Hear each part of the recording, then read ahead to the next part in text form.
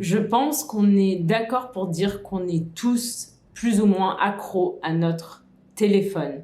Et on est aujourd'hui de plus en plus conscient des dangers que cela représente. Tout d'abord, pour notre santé mentale. Sur les réseaux sociaux, on a tendance à se comparer aux autres, on compare notre vie à celle des autres. Comme les gens ont tendance à montrer seulement les côtés positifs sur les réseaux sociaux, on pense que notre vie est moins bien que celle des autres. Les études montrent aussi que malgré le fait qu'on soit très connecté aujourd'hui entre humains et qu'on ait la possibilité de garder contact avec des centaines, voire des milliers de personnes via les réseaux sociaux, on se sent de plus en plus seul. On a de plus en plus de mal à créer des relations profondes. Les gens souffrent aujourd'hui de plus en plus d'anxiété. Moi, je peux vous donner un exemple personnel. Je sais qu'aujourd'hui, c'est beaucoup plus difficile pour moi d'appeler quelqu'un au téléphone qu'avant. Aujourd'hui, je vais toujours préférer envoyer un SMS, envoyer un texto, un message plutôt que d'appeler quelqu'un. Et j'ai toujours une forme d'anxiété avant de prendre le téléphone. Une fois que je suis au téléphone avec quelqu'un, en général, ça passe, mais c'est vraiment avant d'appeler, j'ai cette anxiété, alors que ce n'était pas quelque chose que j'avais auparavant. Je me souviens, quand j'étais plus jeune, je passais des heures au téléphone avec mes copines, et aujourd'hui, c'est quelque chose que j'ai beaucoup plus de mal à faire, par exemple. Les smartphones ont aussi un impact sur notre créativité. Aujourd'hui, on ne s'ennuie plus. On n'a plus de temps mort comme on pouvait avoir avant, où on ne fait rien. En tout cas, ça devient de plus en plus rare. Et dès qu'on a un petit temps mort où on n'a rien à faire, notre premier réflexe, ça va être de sortir notre téléphone, d'aller sur Instagram, d'aller lire les actualités. Et on n'a plus de moments où on est seul avec nos pensées. Et pourtant, c'est dans ces moments-là qu'on va avoir de bonnes idées, que notre créativité va s'activer. Imaginez que vous êtes en train d'attendre le bus. Qu'est-ce que vous faites quand vous attendez le bus? Il y a de fortes chances pour que vous soyez sur votre téléphone, sur Instagram, en train de lire les news ou alors en train d'écouter un podcast. Mais dans tous les cas, vous n'êtes pas seul avec vos pensées en train de regarder dans le vide. Et en fait, c'est ce qui se passe pendant tous ces petits moments de la vie quotidienne où on n'a rien à faire, entre guillemets, ou par exemple on fait la queue pour quelque chose, ou alors on est dans la salle d'attente chez le médecin. Il y a de fortes chances qu'on passe ces petits moments à ne rien faire sur notre téléphone. Et on se rend compte aujourd'hui des dangers que cela représente également pour nos démocraties. Le monde est de plus en plus polarisé, de plus en plus extrême, et c'est pour beaucoup lié à l'émergence des réseaux sociaux. Sur les réseaux sociaux comme Facebook ou Twitter, on a tendance à se créer des bulles où tout le monde pense comme nous. En effet, on a tendance à suivre des gens qui pensent comme nous, qui ont les mêmes valeurs, etc. Et ce qui fait que c'est de plus en plus difficile d'entendre des gens qui ont un avis différent du nôtre, parce qu'on n'est plus habitué à entendre des gens qui ont un avis différent, et on a l'impression que tout le monde pense comme nous, puisque sur nos réseaux sociaux, c'est le cas. Ce qui fait qu'on est de moins en moins tolérant à la différence. Et donc, nos sociétés sont de plus en plus polarisées. Alors, je tiens à dire que je ne suis pas du tout contre les réseaux sociaux. Mon travail repose en grande partie sur ce système, donc je ne crache pas dessus. Cracher, littéralement, c'est faire ça, cracher sur quelqu'un. Mais ici, bien sûr, c'est figuratif. Je ne crache pas dessus, ça veut dire que je ne rejette pas ça, je ne méprise pas ça. Je ne crache pas sur les réseaux sociaux parce que c'est aujourd'hui mon travail. Mais je pense qu'il faut être conscient de tous ces dangers. Dans cette vidéo, j'ai envie de partager avec vous des habitudes que j'ai mises en place pour avoir une vie digitale plus saine et plus équilibrée. Je pense qu'il faut partir du principe que même si on a toute la bonne volonté du monde, c'est-à-dire qu'on est motivé, qu'on a une attitude positive, par exemple on se dit aujourd'hui je vais passer seulement 10 minutes sur Instagram, en fait on ne peut pas lutter contre les réseaux sociaux parce qu'ils ont été conçus pour qu'on devienne accro et qu'on passe le plus de temps possible sur la plateforme. L'algorithme de ces entreprises a été conçu pour que vous restiez le plus longtemps possible sur la plateforme. C'est son but parce que c'est comme ça qu'elle fait de l'argent. Plus vous consommez du contenu, plus vous regardez des publicités, plus l'entreprise va gagner de l'argent. Et c'est exactement comme ça que ça marche sur YouTube. Et donc, je fais aussi partie de ce système.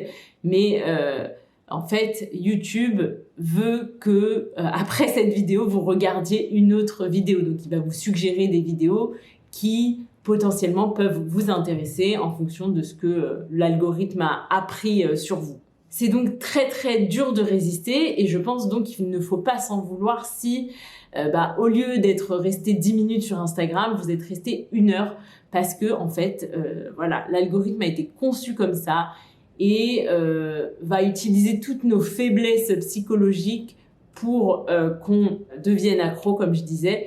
Et c'est très très dur de résister, il faut pas se sentir coupable. Même si c'est très difficile et personnellement c'est quelque chose avec lequel j'ai du mal, c'est que à chaque fois que je passe trop de temps sur les réseaux sociaux, je me sens coupable. Donc j'essaye de me dire c'est pas de ma faute.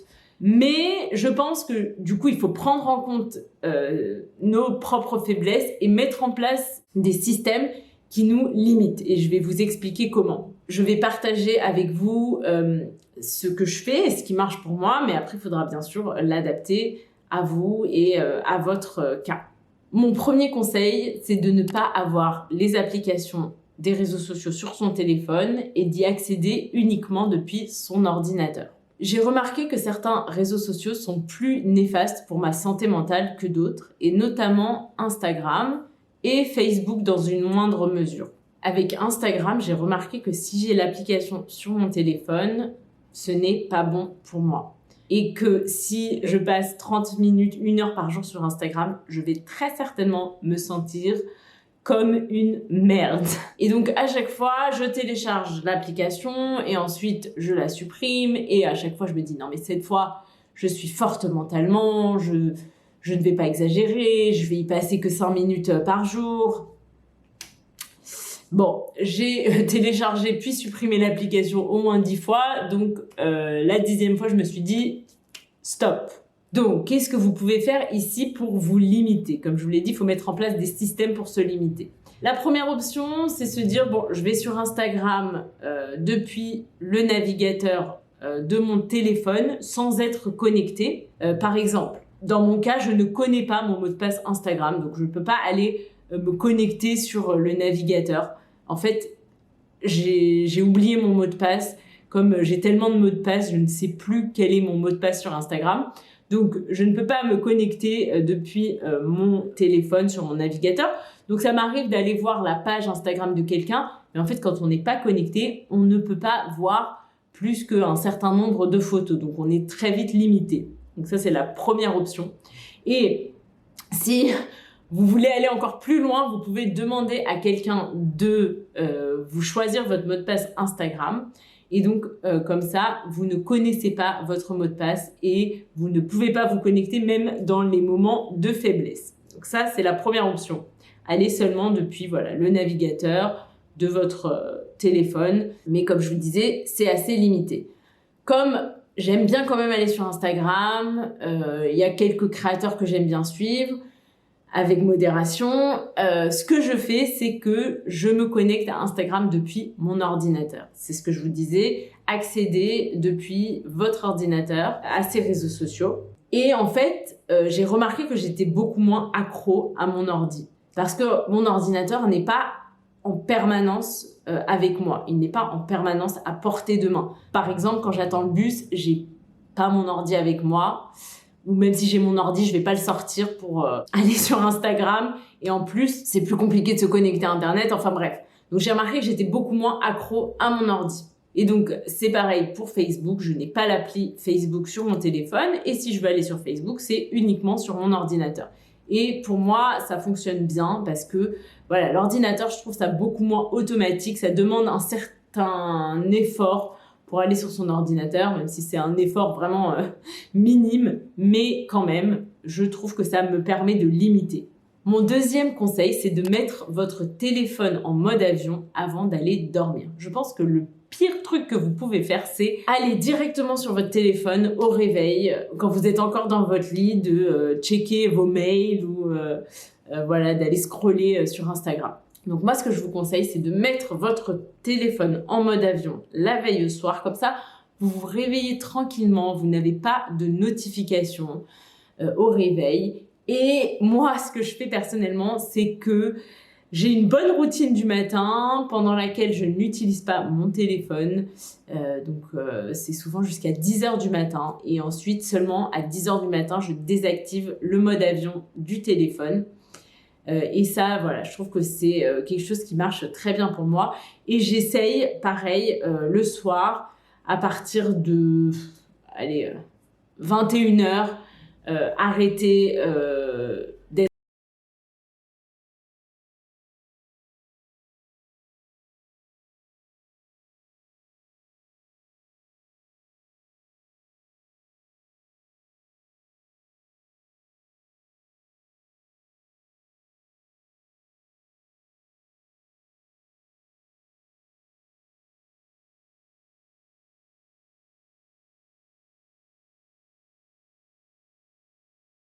Globalement, je vous conseille d'éviter les écrans et surtout le téléphone au moins 1 heure avant de dormir. Et aussi, un autre conseil, c'est de mettre votre téléphone avec un filtre de lumière bleue. Vous pouvez aussi le mettre sur votre ordinateur. Moi, personnellement, j'ai un filtre de lumière bleue toute la journée, mais vous pouvez aussi définir que, par exemple, à partir d'une certaine heure, par exemple à partir de 20h, votre téléphone applique le filtre de lumière bleue.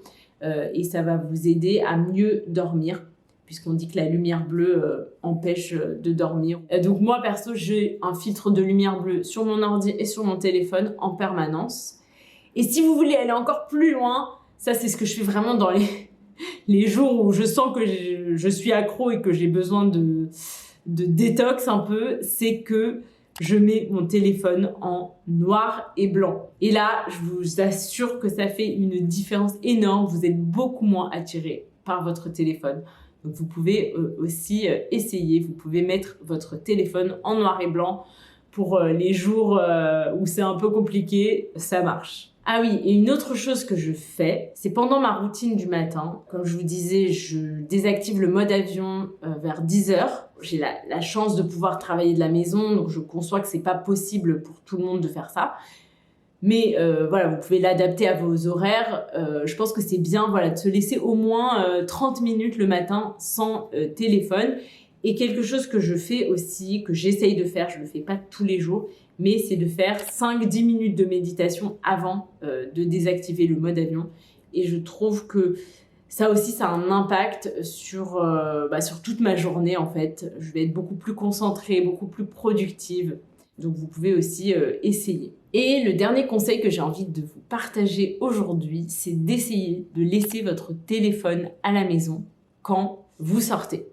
Pas à chaque fois, mais de temps en temps. C'est quand la dernière fois que vous êtes sorti sans téléphone? Est-ce que vous vous en souvenez? Moi, personnellement, j'essaye de laisser mon téléphone à la maison dès que je peux, dès que je sais que je ne vais pas en avoir besoin. Par exemple, quand je sors ma chienne, je ne prends pas mon téléphone parce que je sais que si je le prends, quand je vais être avec elle, par exemple au jardin pour chiens, je vais forcément être sur mon téléphone, alors que si je ne le prends pas, ça me fait une bonne pause digitale où je suis forcée de ne rien faire.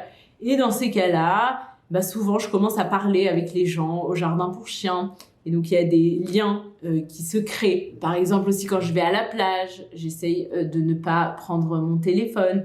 C'est pas toujours possible, parfois j'en ai besoin parce que je dois retrouver quelqu'un. Mais si c'est possible, j'essaye de ne pas prendre mon téléphone. Ou alors parfois quand on va chez des amis avec Doron, il y a seulement un de nous deux qui va prendre son téléphone pour pouvoir rester disponible. Et donc ça m'arrive parfois de laisser mon téléphone à la maison ou alors dans la voiture pendant 4 heures. Et à la fin je me dis waouh, je m'en suis même pas rendu compte quoi. Je vous conseille d'essayer de temps en temps de laisser votre téléphone, de ne pas le prendre avec vous et de voir ce qui se passe. Ah non, en fait, c'était pas mon dernier conseil. J'ai un autre conseil qui est aussi lié. C'est de prendre une journée off par semaine. Ça, c'est quelque chose que j'aime beaucoup faire. C'est que, en fait, j'éteins mon téléphone une fois par semaine pendant toute une journée. Peut-être que vous allez me prendre pour une folle, mais c'est quelque chose qui me fait un bien immense. Parce que toute la semaine, on est stimulé en permanence, on a toujours plein de trucs à faire, il faut se rappeler de toute notre to-do list toute la journée, et j'aime prendre une journée par semaine. Donc en général, je fais ça le samedi. Je prends une journée par semaine où je ne travaille pas, où je ne suis pas sur mon ordi, je ne suis pas sur mon téléphone, où j'essaye de pas faire trop de plans. Comme je vous disais, on est toute la semaine toujours. Alors le lundi à 10h, j'ai ça. Mardi 18h, j'ai yoga. Mercredi, je vois machin.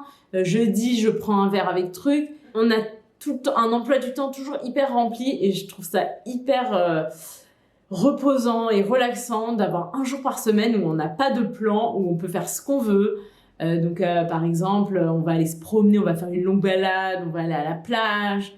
On peut aussi parfois retrouver des amis. Une journée off où on parle pas travail, où on pense pas travail, où on n'est pas sur son téléphone. Enfin juste, qu'est-ce qu'on fait pendant cette journée? Je sais pas, je lis pendant des heures, je fais la sieste, et c'est quelque chose dont j'ai vraiment besoin aujourd'hui et que j'adore faire. Donc je vous recommande d'essayer une journée par semaine. Vous mettez votre téléphone en mode avion ou vous éteignez votre téléphone complètement. Et voilà, si vous essayez, dites-moi ça dans les commentaires.